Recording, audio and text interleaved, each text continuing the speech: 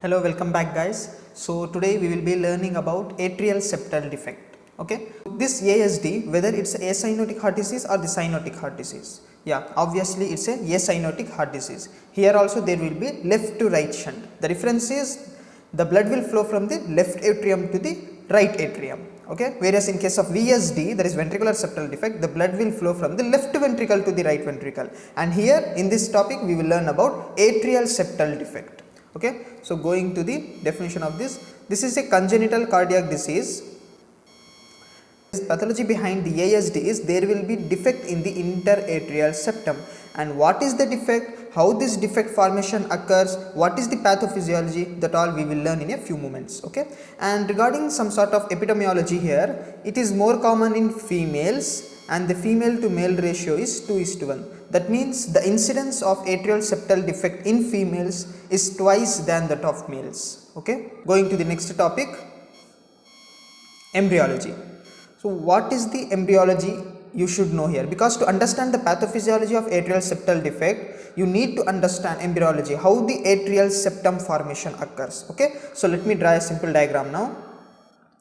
Suppose this is I will draw the upper portion of the heart, that is the atrial portion. Okay, so consider this as atrial portion, that is called as common atrial canal, CAC, I will write in short form. So this is the common atrial canal from which the right atrium and the left atrium will develop. Okay, and here you have something called endocardial cushion. I had said you before in the last lecture also, this is the endocardial cushion or AV cushion, another name atrioventricular cushion. Okay, so now what happens here, from the roof of this common atrial canal a septum arises. Okay, a septum arises, it descends downwards, and this septum is called as septum primum, SP, that is septum primum.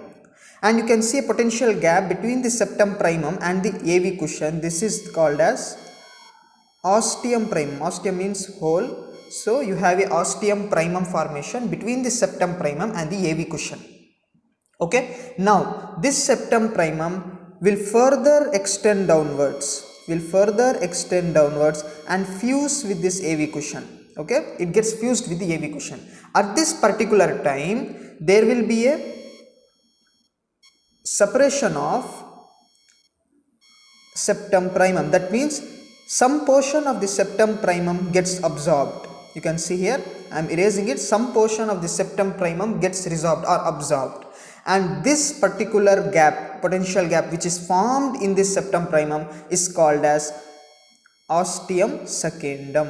Okay, so you can see here the septum primum descends downwards and tries to fuse with the AV cushion. Before trying to fuse with this AV cushion, a potential gap was created, that is ostium primum, and when the septum primum further descends downwards and closes this ostium primum by fusing with the AV cushion, and separation or the absorption of a portion of the septum primum occurs above, which is called as ostium secundum. So you can appreciate here the ostium primum and the ostium secundum both are developed from the septum primum only. Okay, now again what happens, just lateral to this septum primum again another septum develops from the roof of the common atrial canal. Can you see here, this is the another septum which is arising, and this septum is called as septum secundum. Okay, so you should not get confused with this, there is septum primum, septum secundum, ostium primum and ostium secundum. Ostium primum as well as ostium secundum both are formed in the septum primum itself. Okay, the septum secundum will develop little lateral to the septum primum, and you can see here, let me change color now. The blood which is received by the fetus will be oxygenated or deoxygenated, that is oxygenated blood will be received from the placenta during intrauterine life, right? So this oxygenated blood will enter the right atrium. Okay, will enter the right atrium, and through this space it will go to the left atrium. This is a normal physiology, I am not telling anything about pathology now, this is a normal physiology which occurs in the intrauterine life. So the blood, that is the oxygenated blood which is achieved from the mother, that will enter the right atrium, and through this space it will follow like this and come to the left atrium, that is the oxygenated blood, and this space or this potential gap is called as foramen ovale. You know this before, right? This is the foramen ovale. Now see, why this blood is directly shunting to the left atrium because it need not go to the lungs. Why it should not go to the lungs? Because already the blood is oxygenated. The oxygenated blood only reaches the fetus during the intrauterine life, right? So the lungs is non-functional in the fetus, so the blood will not enter the pulmonary trunk. It will directly get shunted towards the left atrium. It is a normal physiology which occurs intrauterine life. And then what happens after birth? After birth, the lungs become functional, right? The lungs become functional, and then the left atrial pressure increases. The left atrial pressure increases. So, and suppose the left atrial pressure increases, it will push the septum to the other side. Then what happens? These two septums will get, that is the septum primum and the septum secundum will get closed. That means will get obliterated totally. Interatrial septum formation occurs. Okay, this is the normal embryology which you should know.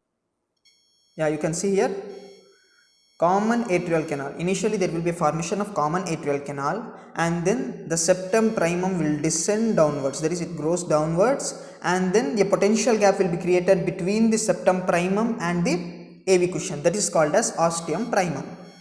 Okay, then this septum primum will further descend down and fuses with the AV cushion. Then what happens? The above portion of the septum primum gets absorbed. A little part of the septum primum which is situated above, that will get absorbed or get resorbed. Then there will be formation of ostium secundum. Then what happens? Another septum arises little lateral to this, which is called as septum secundum, right? And due to this, one space is created, that is called foramen ovale. I had shown you before. Then after birth, what happens? After birth, the pressure in the left atrium increases. As the pressure in the left atrium increases, that pushes the septum towards the opposite side, leading to the obliteration of that particular space. So the foramen ovale gets obliterated and the septum primum, septum secundum gets fused together, and single interatrial septum is formed. Got it? So this is the embryology which you should know. Now let me draw in another diagram, the same thing. Okay, now what happens? Imagine a situation where there is a defect in the ostium secundum. So this is the ostium secundum. Let me change the color now again. Yeah, so this is the ostium secundum, you know, ostium secundum. So there is some problem or some pathology in this ostium secundum. How?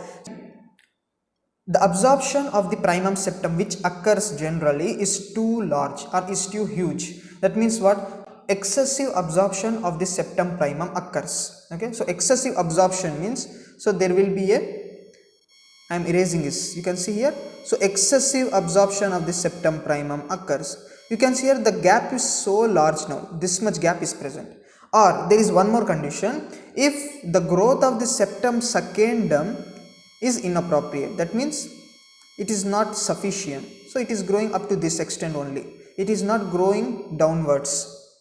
Now you can see here the potential gap between this both things, it's too huge, it's large, right? So what happens after birth? Generally during fetal life the blood will shunt towards from the right to left side, it is normal. But after birth what happens? The left atrial pressure increases, this pressure increases, left atrial pressure, and it should push the septum towards the opposite side, so this space gets obliterated. But here as you can see, the defect is so large that even though due to high pressure developing the left atrium, this septum will not get closed. Okay, this potential gap will not get closed, so thus leading to the formation of atrial septal defect. Got it? And this is a variety of ostium secundum. So ostium secundum variety of atrial septal defect. You have some types of ASD, approximately 4 to 5 types of ASD are present, and this is one of the type, that is ostium secundum type of ASD, because there is a defect, particular defect in the ostium secundum. Either there is excessive absorption of the septum primum, or there is deficiency in the growth of the septum secundum that causes this defect to occur. Okay, now another situation, this is the ostium secundum variety of ASD. Now let me tell you about the ostium primum variety of ASD, how it will look like. The same thing, let me draw a diagram now. So this is the septum primum and this is the septum secundum, and you have here, this is the ostium secundum. Now here there should be AV cushion, right? Yeah, you can see here, this is the AV cushion. but the AV cushion is underdeveloped. That means there is a defect in the endocardial cushion or the AV cushion. So what happens, the septum primum, which should usually get fused with this AV cushion, cannot fuse now. Okay, due to the defect in the AV cushion, the septum primum is not able to fuse with this. So this potential gap, that is ostium primum, which should normally get closed by the septum primum, cannot occur now, as there is a defect in the AV cushion. So after birth also, this potential gap will remain. Okay, through this shunt can occur. And this is the ostium primum type. Approximately 4 to 5 types: sinus venosus type, fat pattern foramen ovale, etc. But I am discussing here two important types, that is the ostium secundum variety and the ostium primum variety. Here what happens is, in ostium secundum variety, due to the excessive absorption of the septum primum, or there is a deficiency in the growth of septum secundum, you will develop this ostium secundum variety. I had explained you how it forms. And the other thing is ostium primum variety. What happens here, there will be defect in the AV cushion, so that the septum primum will not be able to fuse with it, leading to the patent ostium primum, which is called as ostium primum variety of atrial septal defect. Got it? Now you had understood the embryology as well as formation of atrial septal defect. Okay, now what is the hemodynamics, how it affects? Suppose this is the heart and you have the pulmonary trunk here, aorta, 4 chambers, SVC, IVC, right? I will not mark the structures as you know it before. So there is a defect in the interatrial septum due to the ostium secundum type or the ostium primum variety. You have the defect in the interatrial septum. Now what happens? This defect, the blood, that is the deoxygenated blood from the IVC and the SVC, will enter the right atrium. Right? Now the blood is residing in the right atrium. Now this blood has two pathways, obviously. One is through this tricuspid valve, it can follow through it can go through the right ventricle, or this blood which is residing in the right atrium, it can flow through the shunt and enter the left atrium. Now which pathway the blood will choose? Obviously it will follow through the tricuspid valve to enter the right ventricle. Why right to left shunt will not occur in atrial septal defect? Because the left atrial pressure is very much high when compared with the right atrial pressure. Blood tends to flow through the right ventricle. It's as simple as that. Okay, so the blood will enter the right ventricle. Now it goes through the pulmonary trunk, gets oxygenated there, comes back into the pulmonary veins and enter the left atria. Now the question arises, now the blood is residing in the left atrium. Now whether the blood will flow through the shunt back into the right atrium, or it will flow through the mitral valve into the left ventricle. Same pressure gradient, you have to apply this formula of pressure gradient, that is whether the right atrial pressure is high or the left ventricle pressure is high. Obviously the left ventricular pressure is high when compared with the right atrial pressure, so the blood will flow through the shunt into the right atrium, as the right atrial pressure is less when compared with left ventricular pressure. Got it? So this shunting will occur towards the left side. This causes, that is due to the shunting of the blood from the left atrium to the right atrium, it is designated as acyanotic heart disease. Here there will be left to right shunt, oxygenation is normal, and so it's a acyanotic heart disease, and this is the reason why it is called as left to right shunt. Got it? And yeah, some amount of blood will flow through this mitral valve into the left ventricle, and it will pass through the aorta and reach the peripheries, that is towards the tissues, but the oxygenation of the tissues will be obviously hampered a lot. Got it? This is the general pathophysiology of atrial septal defect. Now okay, now the blood is getting, let me draw a clear diagram now. So this is the heart, 4 chambers, pulmonary artery, aorta, superior vena cava, inferior vena cava, right? What happens? There is a shunting of blood from the left atrium to the right atrium, that is the left to right shunt. So more amount of blood is residing in the right atrium, and along with this blood, the deoxygenated blood is also coming into the right atrium, and this much amount of blood will be pumped into the right ventricle, right?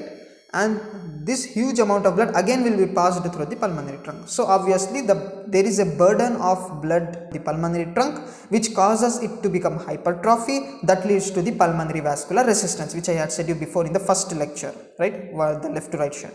So the pulmonary vascular resistance develop. As the pulmonary vascular resistance keeps on increasing, that puts a back pressure on the right ventricle. So back pressure on the right ventricle, that causes it to become hypertrophied. So right ventricular hypertrophy develops now. And again this will cause back pressure on the right atrium. So right atrial hypertrophy will occur. And if the right atrial hypertrophy occurs, that means the pressure in the right atrium keeps on increasing and it crosses the threshold, and the pressure in the right atrium will become greater than the left atrium. So initially there was the high pressure in the left atrium, but now what happens, due to the right ventricular hypertrophy and right atrial hypertrophy, the pressure in the right atrium has increased a lot compared with the left atrium. So there will be reversal of shunt. That means the blood will flow from the right atrium to the left ventricular now. So what is this called? The reversal of shunt is called as Eisenmenger syndrome. Okay, so in VSD, that is ventricular septal defect, also we had seen about Eisenmenger syndrome at final stage. Like this only in atrial septal defect also, if the right atrial hypertrophy occurs, that will push the blood towards the opposite side, leading to the reversal of shunt, which is called as Eisenmenger syndrome. Got it? Now this much amount of blood will be traveling through the mitral valve and reaches the aorta. Before, initially there was left to right shunt, so there will be no cyanosis, acyanotic heart disease. But as the Eisenmenger syndrome had developed, there will be presence of cyanosis. That means delayed cyanosis will occur. Got it? So this is the complete pathophysiology, starting from the embryology to the pathophysiology I had discussed in detail. Okay. So this is this short revision. There is a recap. So pathophysiology or the hemodynamics, you can say, blood from the SVC and IVC enters the right atrium, then it flows through the right ventricle, then again to the pulmonary veins, comes back into the left atrium and gets shunted again towards the right atrium. This is the left to right shunt initially in case of atrial septal defect, and less amount reaches the left ventricle, you know that. And due to this left to right shunting, there will be burden upon the pulmonary arteries, and this will in turn cause pulmonary vascular hypertension. Now what happens, this will put a back pressure on the right ventricle, causing right ventricular hypertension, then the right atrial hypertension follows, and finally there will be reversal of shunt leading to Eisenmenger syndrome. Okay, so this is the complete hemodynamics. Now coming to the clinical features. Clinical features are simple. Obviously there will be palpitations, fatigue will be dyspnea on exertion, exercise intolerance. These are all situated because the blood supply to the tissues is decreased. As simple as that, right? So the blood supply to the tissues are decreased, oxygenation of the tissues is not present, nutrient supply will be little bit decreased, that causes the patient to become fatigue and dyspnea. Okay, dyspnea on exertion, and finally exercise intolerance. Okay, now going to the next slide. See, investigations and treatment part, I had told you before that we are discussing solely pathology. So mostly I will discuss pathophysiology part in detail, and the investigation and treatment mostly will learn in medicine. Okay, so but just the important points which you should know I am discussing here. In ASD, especially in case of ASD atrial septal defect, you will hear a fixed wide split S2 sound heard on auscultation.